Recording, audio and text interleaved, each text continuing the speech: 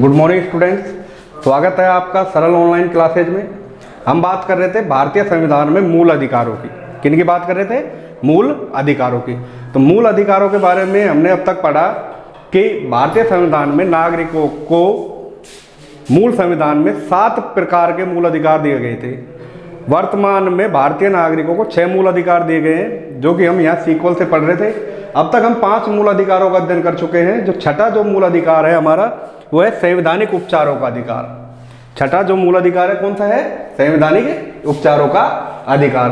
तो संवैधानिक जो उपचारों का अधिकार है वो अनुच्छेद 32 में निहित किया गया है भारतीय संविधान सभा के निर्माताओं के द्वारा। तो आज हम बात करेंगे संवैधानिक उपचारों का अधिकार। तो संवैधानिक उपचारों के बारे में मैं आपको थोड़ा सा बता देता हूं, इनके बारे में क्या इनका महत्व है। तो देखिए, ये जो संवैधानिक नाम से ही पता चल रहा है यहाँ, वैधानिक, वैधानिक का अर्थ होता है कानूनी। वैधानिक का जो अर्थ होता है वो क्या होता है? कानूनी होता है। तो देखिए, संविधान में क्या प्रदान किए गए हैं? मूल अधिकार। संविधान में क्या प्रदान किए गए हैं? मूल अधिकार प्रदान किए गए हैं। और इन्हीं मूल अधिकारों का जब हनन होता है तो व्यक्ति किसकी शरण लेता है? इन्हीं मूल अधिकारों का जब हनन होता है तो व्यक्ति किसकी शरण लेता है?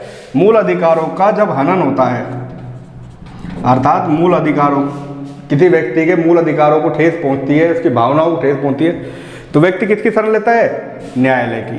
किसकी शरण लेता है? न्यायालय की शरण लेता है।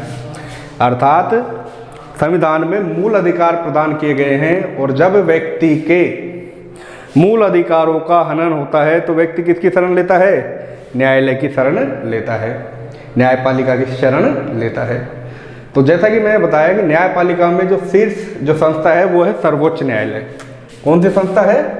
शीर्ष जो संस्था है वो है सर्वोच्च न्यायालय। ठीक है ना? कौन सी संस्था है? सर्वोच्च न्यायालय। तो संविधान में मूल अधिकार प्रदान किए गए हैं, किंतु इनकी उचित व्यवस्था न की जाए। किंतु इनकी उचित व्यवस्था न की जाए। किनकी? मूल अधिकारों की। तो इनका कोई अर्थ नहीं होगा। तो इनकी उचित व्यवस्था कहाँ की गई है? अनुच्छेद 32 में। किस में की गई है? अनुच्छेद 32 में इनकी उचित व्यवस्था की गई है। तो इनकी जो उचित व्यवस्था है अनुच्छेद 32 के तहत की गई है। इसका अर्थ है कि नागरिक अधिकारों को लागू करने के लिए किसकी शरण ले सकता है? नागरिक अधिकारों को लागू करने के लिए किसकी शरण ले सकता है? नागरिक अधिकारों को लागू करने के लिए भैया न्यायालय की शरण ले सकता है। किसकी शरण ले सकता है? न्यायालय की शरण ले सकता है। तो अब हम आगे देखेंगे। देखिए कि अनुच्छेद 32 किसकी बात कर रहे हैं? अनुच्छेद 32। तो सबसे पहले संविधान निर्माता किसकी बात करेंगे भैया? संविधान निर्माता। तो जैसे कि आप सभी जानते हैं कि जो हमारे संविधान निर्माता है या संविधान का जो जनक है, किसे कहा जाता है? डॉक्टर भीमराव अंबेडकर को कहा जाता है। किसको कहा जाता है? डॉक्टर भीमराव अंबेडकर को क्या कहा जाता है? संविधान का जनक कहा जाता है। किसका जनक कहा जाता है? संविधान का जनक कहा जाता है। किसको? डॉक्टर भीमराव अंबेडकर। ये जो डॉक्टर भीमराव अंबेडकर जी हैं, ये प्रारूप समिति के भी अध्यक्ष थे। किसके अध्यक्ष थे? प्रारूप समिति के अध्यक्ष थे। प्रारूप एक समिति बनाई जिसका नाम प्रारूप समिति रखा गया था। उस समिति में 7 सदस्य समिति बनाई गई। कितने सदस्य समिति बनाई गई थी? 7 सदस्य समिति बनाई गई थी। तो देखिए, डॉक्टर अंबेडकर ने अनुच्छेद 32 का महत्व स्पष्ट करते हुए कहा है कि संविधान, डॉक्टर अंबेडकर ने अनुच्छेद 32 का महत्व स्पष्ट करते हुए कहा है कि संविधान में वह कौन सा अनुच्छेद होगा, संविधान में वह कौन सा अनुच्छेद होगा जिसके बिना या जिसके बगैर संविधान प्राय कैसा माना जाएगा? शून्य माना जाएगा। कैसा माना जाएगा? शून्य माना जाएगा, अर्थात 0 माना जाएगा। तो मैं सबसे पहले किसकी ओर इशारा अंकित करूंगा? अनुच्छेद 32 की ओर इशारा अंकित करूंगा कि अनुच्छेद 32 के बिना भारत का जो संविधान है, भारतीय संविधान है, वो कैसा माना जाएगा? अधूरा माना जाएगा, शून्य माना जाएगा। तो देखिए स्टूडेंट्स, यहाँ हम बात कर रहे हैं अनुच्छेद 32 की। इस अनुच्छेद 32 को इस अनुच्छेद 32 को संविधान का हृदय व आत्मा की संज्ञा भी दी गई है। तो इसे क्या कहा जाता है? संविधान का हृदय व आत्मा। संविधान का हृदय व आत्मा किसको कहा गया है? अनुच्छेद 32 को कहा गया है। अनुच्छेद 32 को क्या कहा गया है? संविधान का हृदय व आत्मा कहा गया है। किसके द्वारा कहा गया है? डॉक्टर भीमराव अंबेडकर के द्वारा कहा गया है। तो देखिए इस अनुच्छेद के तहत, किसके तहत? इस अनुच्छेद के तहत उच्चतम न्यायालय को, मैं यह नाम ले रहा हूं उच्चतम न्यायालय का। किसका नाम ले रहा हूं? उच्चतम न्यायालय का। तो देखिए इस अनुच्छेद के तहत उच्चतम न्यायालय, जिसे इंग्लिश में आगे हम पढ़ेंगे सुप्रीम कोर्ट भी कहा जाता है। क्या कहा जाता है? सुप्रीम कोर्ट भी कहते हैं, और दूसरा शब्द हिंदी में सर्वोच्च न्यायालय भी कहते हैं, जो कि हमारे भारत देश में एक स्थित है। वो कहाँ स्थित है? नई दिल्ली में। कहाँ स्थित है? नई दिल्ली में। ये हम बात करेंगे सर्वोच्च न्यायालय की या उच्चतम न्यायालय की। उच्चतम एक होता है उच्च न्यायालय, ये उच्चतम न्यायालय जो होता है देश में स्थित होता है। उच्च न्यायालय जो होता है राज्य में स्थित होता है। एक या एक से अधिक राज्यों का एक उच्चतम न्यायालय भी, उच्च न्यायालय भी हो सकता है।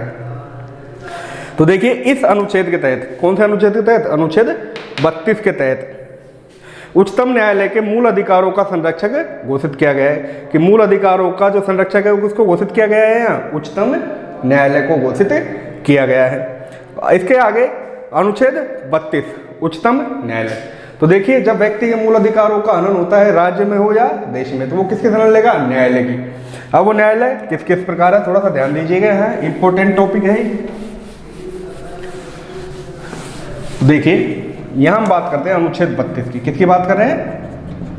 अनुच्छेद 32 या आर्टिकल 32 संविधान का हृदय व आत्मा। अनुच्छेद 32 तो व्यक्ति के मूल अधिकारों का जब हनन होता है तो अनुच्छेद 32 के तहत उच्चतम न्यायालय में, कहां पर? उच्चतम न्यायालय में, अर्थात सुप्रीम कोर्ट ऐसे कह सकते हैं हम यहाँ, ठीक है। और अनुच्छेद 226 के तहत, 226 ध्यान देना, अनुच्छेद 32 देश में उच्चतम न्यायालय, सर्वोच्च न्यायालय, सुप्रीम कोर्ट। अनुच्छेद 226 के तहत उच्च न्यायालय, अनुच्छेद 226 के तहत उच्च न्यायालय में, कहां पर? उच्च न्यायालय में मूल अधिकारों की रक्षा के लिए। किसकी रक्षा के लिए? मूल अधिकारों की रक्षा के लिए। मूल अधिकारों की रक्षा के लिए। किसकी रक्षा के लिए? मूल अधिकारों की रक्षा के लिए लेख जारी किए गए हैं। लेख जारी किए गए हैं, और वो लेख जो जारी किए गए हैं, कितने प्रकार के लेख जारी किए गए हैं? वो लेख जो जारी किए गए हैं वो 5 प्रकार के लेख जारी, रक्षा के लिए 5 प्रकार के लेख जारी किए गए हैं। बहुत इंपॉर्टेंट है, ठीक है। ये ध्यान में रखने के लिए आपको बहुत ध्यान रखना होगा। तो अनुच्छेद 32 उच्चतम न्यायालय, अनुच्छेद 226 उच्च न्यायालय, अर्थात जब व्यक्ति के मूल अधिकारों की रक्षा के लिए देश और राज्य दोनों में कितने प्रकार के लेख जारी किए गए हैं? 5 प्रकार के लेख जारी किए गए हैं, जो इस प्रकार है। अब हम उन लेखों का अध्ययन करेंगे। तो देखिए स्टूडेंट, सबसे पहले हम उन लेखों की जो बात कर रहे हैं, तो उन लेखों के बारे में थोड़ा सा अध्ययन करेंगे। कितने प्रकार के लेख हैं? 5 प्रकार के, ठीक है ना, जिसको हम रिट, दायर या याचिका भी कह सकते हैं। तो देखिए आगे, संवैधानिक उपचारों के अधिकारों के बारे में पढ़ रहे हैं। कितने प्रकार के लेख जारी किए गए हैं? 5 प्रकार के लेख जारी किए गए। सबसे पहला जो लेख आता है, बंदी प्रत्यक्षीकरण। किसकी बात कर रहे हैं हम? बंदी प्रत्यक्षीकरण। तो बंदी सीधा सा शब्द है, जाहिर हो रहा है। बंदी जो किसी भी व्यक्ति को पुलिस के द्वारा क्या बना लिया गया हो? बंदी बना लिया गया हो, ठीक है ना। बंदी बनाया है, अभी उसे कैदी साबित नहीं किया है। बंदी प्रत्यक्षीकरण, इसका जो अर्थ होता है बंदी प्रत्यक्षीकरण का, बंदी प्रत्यक्षीकरण का अर्थ होता है व्यक्ति को प्रस्तुत किया जाए। अर्थ क्या होता है? व्यक्ति को प्रस्तुत किया जाए। कहां प्रस्तुत किया जाए? न्यायालय में। कहां पर प्रस्तुत किया जाए? न्यायालय में प्रस्तुत किया जाए। हम बात कर रहे हैं बंदी प्रत्यक्षीकरण की। किसकी बात कर रहे हैं? बंदी प्रत्यक्षीकरण की। तो यह उस व्यक्ति की प्रार्थना पर जारी किया जाता है। ध्यान देना, यह उस व्यक्ति की प्रार्थना पर जारी किया जाता है जो यह समझता है कि उसे अवैध रूप से बंदी बनाया गया है। अनुच्छेद 32 बंदी प्रत्यक्षीकरण। प्रत्यक्षीकरण को उसको यह जानने का अधिकार है कि उसको किस जुर्म में, किस काम के लिए बंदी बनाया गया है। ये आपके आएगा बंदी प्रत्यक्षीकरण में। ठीक है ना। इसके द्वारा न्यायालय संबंधित अधिकारी को यह आदेश देते हैं कि बंदी बनाए गए व्यक्ति को निश्चित समय व निश्चित स्थान पर निश्चित प्रयोजन के लिए प्रस्तुत किया जाए। ठीक है ना। उसकी प्रत्यक्ष रूप से उसकी क्या की जाती है? जांच की जाती है, पड़ताल की जाती है कि उसे प्रत्यक्ष रूप से बंदी बनाया गया है वो सत्य है या असत्य है। तो व्यक्ति को प्रस्तुत किया जाए बंदी प्रत्यक्षीकरण। इस सब की डिटेल में नोट्स में आपको उपलब्ध करवा चुका हूं। तो आगे देखिए, दूसरा जो पॉइंट आता है, दूसरा जो पॉइंट आता है वो आता है परमादेश। क्या आता है? परमादेश। परमादेश एक होता है परम आदेश। क्या होता है? परम आदेश। इंग्लिश में भी इनके नाम है, जैसे बंदी प्रत्यक्षीकरण है हैबर्स कॉपर्स। ठीक है ना। इंग्लिश में छोड़िए, आप हिंदी में इनको ध्यान रखिए नामों को। बंदी प्रत्यक्षीकरण, दूसरा है परमादेश। क्या नाम है? परमादेश। इसका जो अर्थ होगा, परमादेश का जो अर्थ होगा वो होगा हम आदेश देते हैं। क्या देते हैं? आदेश देते हैं। हम, क्या लिखा हुआ है कि हम आदेश देते हैं। इस आदेश द्वारा न्यायालय उस पदाधिकारी को अपने, इस आदेश द्वारा न्यायालय उस पदाधिकारी को अपने कर्तव्य निर्वहन के लिए आदेश जारी कर सकता है जो पदाधिकारी अपने कर्तव्य का सही ढंग से पालन नहीं कर सकता। अर्थात कोई व्यक्ति, मान लीजिए निम्न न्यायालय में कोई व्यक्ति अच्छे से काम नहीं कर रहा है तो उच्च न्यायालय उसको क्या दे सकता है? आदेश दे सकता है। तो इसमें लिखा हुआ है कि क्या करेंगे? हम आदेश देते हैं। ये अर्थ आप ध्यान रखना। 5 प्रकार के लेख हैं। बोर्ड के एग्जाम में कई बार पूछा जाता है कि कितने प्रकार के लेख जारी किए गए हैं? कितने प्रकार के लेख जारी किए गए हैं? 5 प्रकार के लेख जारी किए गए हैं। कितने प्रकार के लेख जारी किए गए हैं? 5 प्रकार के। पहला जो है व्यक्ति को प्रस्तुत किया जाए बंदी प्रत्यक्षीकरण। दूसरा परमादेश, अर्थात कि हम आदेश देते हैं। क्या देते हैं? हम आदेश देते हैं। तीसरा जो आता है वो आता है प्रतिषेध, जिसको हम प्रोहिबिशन भी कहते हैं। क्या कहते हैं? प्रोहिबिशन भी कहते हैं। तो देखिए, प्रतिषेध इंग्लिश में कहेंगे प्रोहिबिशन, और परमादेश को मैंडमस। ठीक है ना। प्रतिषेध, प्रोहिबिशन, अर्थात प्रतिषेध का अर्थ होता है मना करना। क्या होता है? मना करना। प्रतिषेध का जो अर्थ होता है वो स्टूडेंट्स क्या होता है? मना करना। तो यह केवल प्रतिषेध, देखिए यह आलेख सर्वोच्च तथा, यह जो लेख है वो सर्वोच्च तथा उच्च न्यायालय द्वारा अपने अधीनस्थ न्यायालयों को जारी करते हुए कहा जाता है कि यह मामला तुम्हारे अंडर का नहीं है। ठीक है ना। इसके बारे में यह कहा जाता है। प्रतिषेध का अर्थ होता है मना करना। क्या होता है? मना करना। तो यह लेख उच्च न्यायालय एवं उच्चतम न्यायालय द्वारा अपने जो अधीनस्थ न्यायालय है उनको प्रस्तुत किया जाता है। उनको कहा जाता है कि यह जो न्यायालय है तुम्हारे अंडर का नहीं है, इसकी कार्रवाई उच्च न्यायालयों में चल रही है। अर्थात अधीनस्थ न्यायालय की कार्रवाई रोकने हेतु यह लेख जारी किया गया है। अगला जो लेख आता है वो आता है उत्प्रेषण लेख। कौन सा लेख आता है? उत्प्रेषण लेख। 5 लेख बताए थे, चौथे लेख के हम बारे में बात कर रहे हैं। उत्प्रेषण लेख। पूर्णतः सूचित कीजिए। क्या अर्थ होगा? पूर्णतः सूचित कीजिए। पूर्णतः सूचित कीजिए। ठीक है ना। तो यह लेख भी उच्चतम न्यायालय, यह लेख भी उच्चतम न्यायालय और उच्च न्यायालय द्वारा, यह लेख भी उच्चतम न्यायालय और उच्च न्यायालय द्वारा अपने अधीनस्थ न्यायालयों के विरुद्ध तब जारी किया जाता है जब किसी न्यायिक क्रिया में निर्णय दिया जा चुका होता है। अर्थात इस लेख के द्वारा मामलों को अधीनस्थ न्यायालयों से उच्च न्यायालयों में भेजने का क्या किया जाता है, निर्देश दिया जाता है। ठीक है ना, पूर्णतः सूचित कीजिए, निम्न न्यायालयों को सूचित किया जाता है कि आप जो भी मामला है उसकी सूचना ऊपर न्यायालय में बताएंगे। कहाँ बताएंगे, उच्च न्यायालयों में बताएंगे। उसके बाद जो आता है वो आता है अधिकार प्रच्छा। क्या आता है, अधिकार प्रच्छा। तो देखिए अधिकार प्रच्छा में हम बात करेंगे यहाँ, जिसका अर्थ होता है कि आपका क्या प्राधिकार है। दिख रहा है ना, आपका क्या प्राधिकार है, बोल के बता देता हूं, अधिकार प्रच्छा अर्थात आपका क्या प्राधिकार है, अधिकार है। तो देखिए अधिकार प्रच्छा, यह लेख ऐसे व्यक्ति के विरुद्ध जारी किया जाता है जो, यह लेख ऐसे व्यक्ति के विरुद्ध जारी किया जाता है जो लोक पद को अवैध रूप से धारण किए हुए हैं। ठीक है ना, अर्थात कोई भी व्यक्ति न्यायालय में आवेदन कर सकता है, इस लेख के लिए कोई भी व्यक्ति न्यायालय में आवेदन कर सकता है, उसका पद से हितबद्ध पद होना या उस पद का दावेदार होना आवश्यक नहीं है। तो ये सब आपको ध्यान रखना है। कितने प्रकार के लेख जारी किए गए, 5 प्रकार के लेख जारी किए गए। पहला लेख बंदी प्रत्यक्षीकरण, क्या अर्थ आएगा, व्यक्ति को प्रस्तुत किया जाए। दूसरा है परमादेश, क्या है, परमादेश। तीसरा प्रतिषेध, चौथा उत्प्रेषण लेख, और पांचवा जो है वो है अधिकार प्रच्छा, कि जब कोई व्यक्ति गैर कानूनी तौर पर किसी सरकारी या अर्ध सरकारी निर्वाचित पद को संभालने का प्रयास करे तो उसे ऐसा आदेश जारी किया जा सकता है कि यह किस आधार पर कार्य कर रहा है। ये सब आपको ध्यान होना चाहिए। ये 5 प्रकार के लेख जारी किए गए हैं।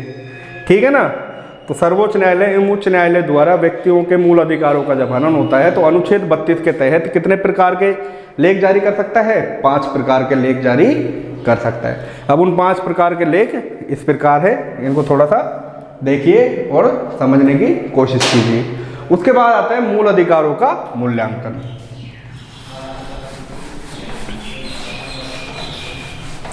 इसके बाद आता है मूल अधिकारों का मूल्यांकन। तो हेडिंग डाल रहा हूं मैं यहां, मूल अधिकारों का मूल्यांकन। हेडिंग क्या है, मूल अधिकारों का मूल्यांकन।